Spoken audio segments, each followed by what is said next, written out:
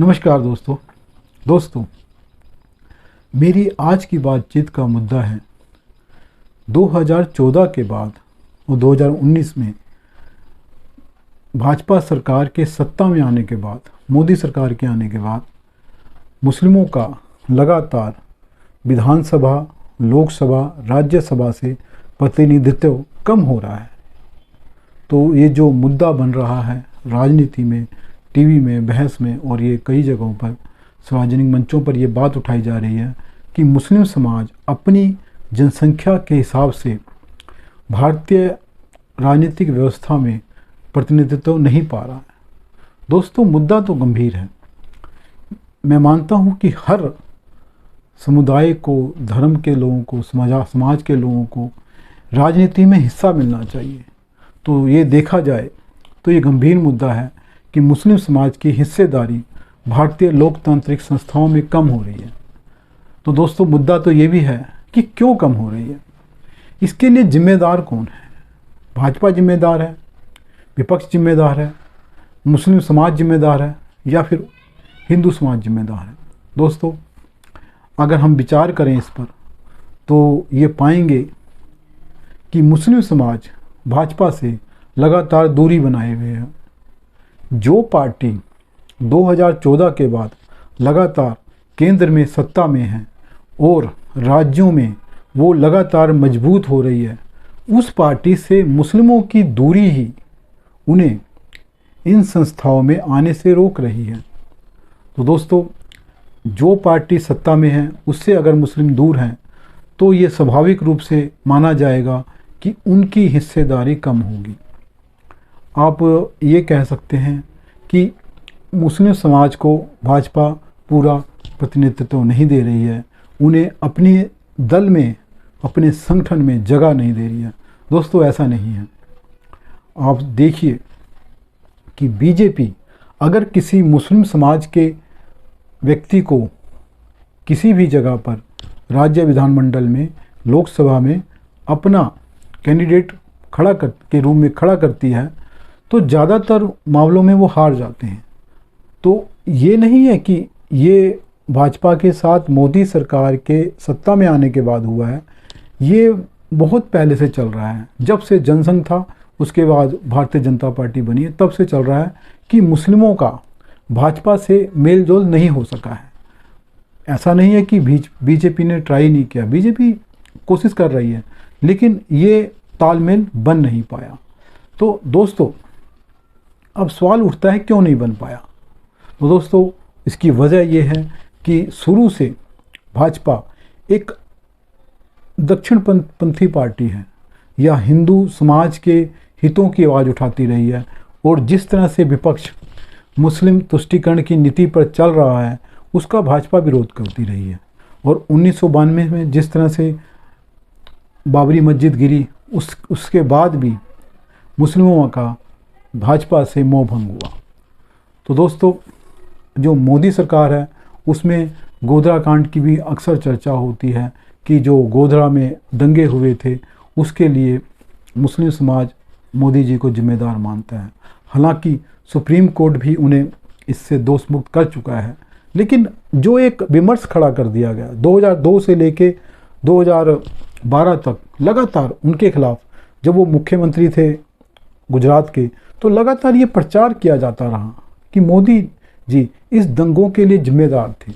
दोस्तों, हालांकि मोदी जी को उस दिन सत्ता में आए हुए थोड़े ही समय हुए थे जब ये दंगे हुए थे, और दंगे कोई अपने आप नहीं हुए थे।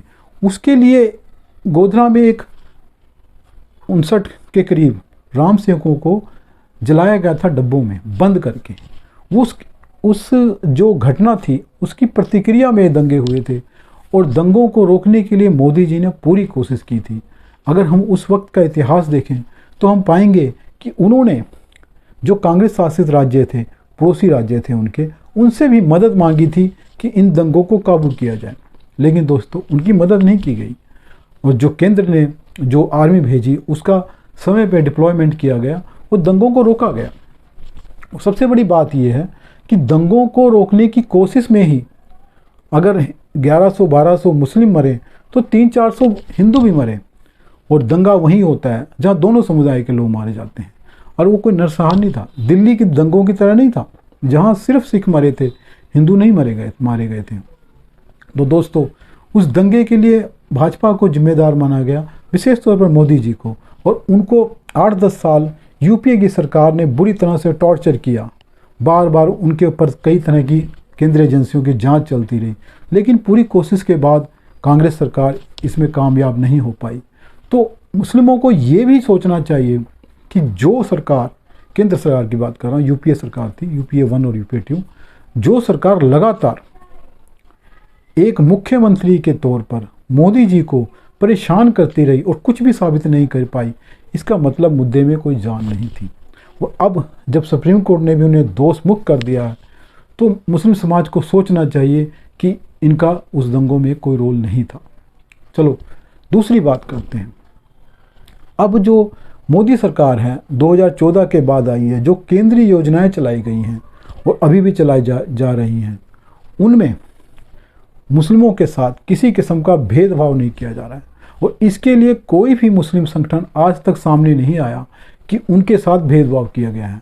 और अब जो आंकड़े निकल कर आ रहे हैं इन केंद्रीय योजनाओं के बारे में, जो इनके संबंध में इनके लाभार्थी हैं, इनके संबंध में जो आंकड़े हैं, वो ये बता रहे हैं कि मुस्लिम समाज अपनी जनसंख्या के अनुपात से लगभग दुगने के बराबर इन योजनाओं का फ़ायदा उठा रहा है। अब दोस्तों, ये सोचना चाहिए, ये मुस्लिम समाज के लिए सोचने की बहुत बड़ी वजह है कि वो किस तरह से इन योजनाओं से लाभान्वित हैं। जब वो सबसे ज़्यादा फ़ायदा मोदी सरकार द्वारा चलाई जाई योजनाओं का फ़ायदा उठा रहे हैं, तो उन्हें सोचना चाहिए कि किस प्रकार से मोदी सरकार उनकी विरोधी है। अब आप राम मंदिर का मुद्दा लीजिए तो पता लगेगा सुप्रीम कोर्ट से फैसला हुआ है। मोदी सरकार ने किसी कानून के द्वारा तो राम मंदिर नहीं बनाया। और 3 तलाक का मुद्दा लीजिए तो एक समाज सुधारक है, क्योंकि भाई 3 तलाक तो इस्लाम में भी नहीं है, ये तो आपका सुप्रीम कोर्ट में भी साबित हो चुका है। इस आधार पर मोदी सरकार से या भाजपा से दूरी मुस्लिमों की, वो उन्हें लोकतांत्रिक संस्थाओं में हिस्सेदारी से दूर कर रही है। तो दोस्तों, एक वजह ये है। दूसरी वजह है, जो हमारा विपक्ष है वो लगातार मुस्लिम समाज को भड़काता रहता है बीजेपी के खिलाफ। उन्हें मुस्लिमों का विरोधी, मुस्लिमों का दुश्मन बनाने की कोशिश कर रहा है, और ये हो भी रहा है लगातार। तो दोस्तों, एक समस्या दूसरी भी है। मुस्लिमों का इतना ज़्यादा विरोध है भाजपा के प्रति कि जो विपक्ष है वो सोचता है कि अब मुस्लिमों के लिए कुछ करने की ज़रूरत नहीं है। अगर कहीं बीजेपी का और दूसरे विपक्षी दल का मुकाबला है, तो वो विपक्षी दल मुस्लिमों के लिए कुछ करने को तैयार नहीं है, क्योंकि वो जानते हैं कि वो कुछ करें या ना करें, मुस्लिम समाज सर टकरा कर कैसे भी हो, किसी भी हालत में हो, उन्हें ही वोट देगा। वो भाजपा के पाले में कभी जाएगा ही नहीं। तो दोस्तों, इस सोच का मुस्लिम समाज को खुद ही नुकसान हो रहा है।